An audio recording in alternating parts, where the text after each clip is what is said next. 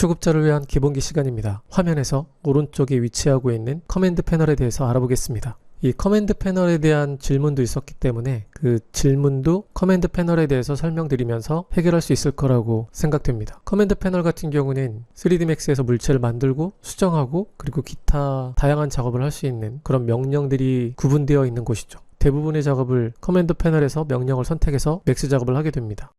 커맨드 패널 같은 경우는 가장 위쪽에 보면 점선으로 두 개의 줄이 보입니다.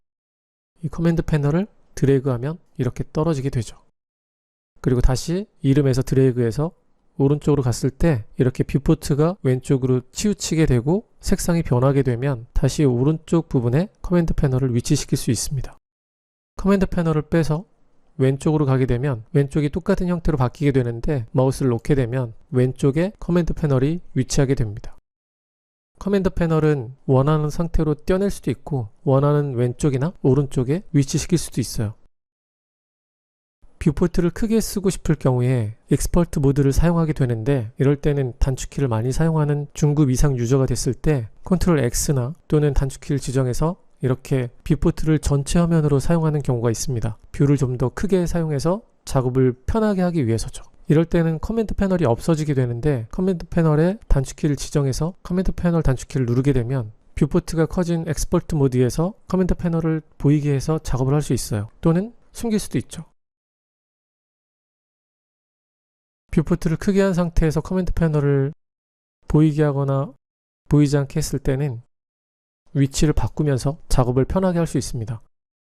필요할 때만 커맨드 패널을 보이게 하고 명령어를 실행해서 사용할 수 있는 거죠. 물체를 만들거나 수정할 때도 마찬가지인데 이렇게 원하는 위치에 놓고 사용하고 또 숨길 수 있는 거죠. 커맨드 패널에 단축키를 지정하시면 껐다 켰다가 가능하기 때문에 필요한 분들은 단축키를 지정해서 사용하시면 되는데 이렇게 사용할 일은 거의 없으실 거예요. 중급 이상이 되고 단축키를 정말 많이 사용하는 사용자라면 이렇게 사용하기도 하는데 그렇지 않다면 굳이 이렇게 사용할 필요는 없죠. 다시 컨트롤 X키를 누르면 원래 상태의 뷰로 바뀌게 되고 커맨드 패널은 오른쪽으로 가서 원래 위치에 놓으면 됩니다.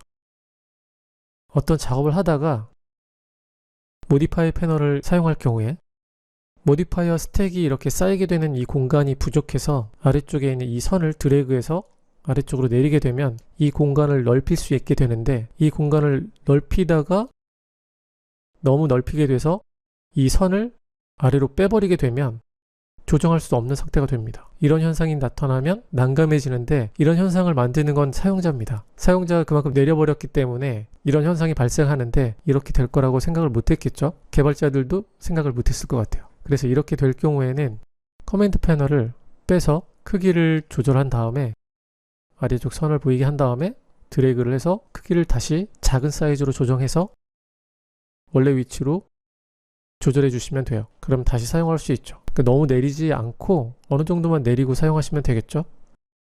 커맨드 패널 같은 경우는 에디테이블 폴리를 사용할 경우에 굉장히 많은 명령이 아래쪽에 보이게 되죠. 더 많은 명령을 가지고 있는 명령도 있으니까 이럴 경우에 명령어들을 다 보이게 하고 다 펼치게 되면 굉장히 많은 명령이 있는데 한 번에 보이지 않죠. 그리고 또 이렇게 버튼 형태로 모디파이어 명령들을 보이게 했을 경우에는 더 안 보이게 되는데 이럴 때 뭐 버튼을 끄기도 하지만 커맨드 패널하고 뷰포트 사이에 가면 화살표가 이렇게 바뀌게 됩니다. 이럴 때 드래그로 커맨드 패널의 명령들을 보이게 할 수 있죠. 그래서 이렇게 넓게 사용하고 뷰포트는 하나의 뷰포트로 작업을 하면 명령어를 쉽게 사용하고 작업도 편하겠죠. 물론 이렇게까지 넓힐 필요는 없지만 사용하는 것만 보이게 하면 되겠죠. 보통 이 정도를 사용하기 때문에 2개 정도는 보이게 해놓고 작업하는 경우도 있어요. 작업자마다 스타일이 있기 때문에 이렇게 사용하는 게 편한 사용자가 있고 원래 상태에서 위아래로 이동시켜서 원하는 명령을 사용하기도 하죠. 꼭 어떻게 사용해야 된다는 게 아니라 내가 편한 방식을 사용하시면 되니까 이런 것도 있다는 걸 알아두고 만약 문제가 생기면 뭐 커맨드 패널이 갑자기 떨어졌다거나 혹은 명령어가 아래쪽으로 너무 내려갔다거나 이럴 경우에는 오늘 설명드렸던 내용으로 기본적인 내용이지만 이 내용을 이용해서 문제를 해결하시거나 내가 편한 형태로 사용하시면 커맨드 패널로 발생하는 문제를 쉽게 피할 수 있겠죠. 오늘은 커맨드 패널에 대해서 알아봤고 다음 시간에는 더 재미있는 기본기로 만나요.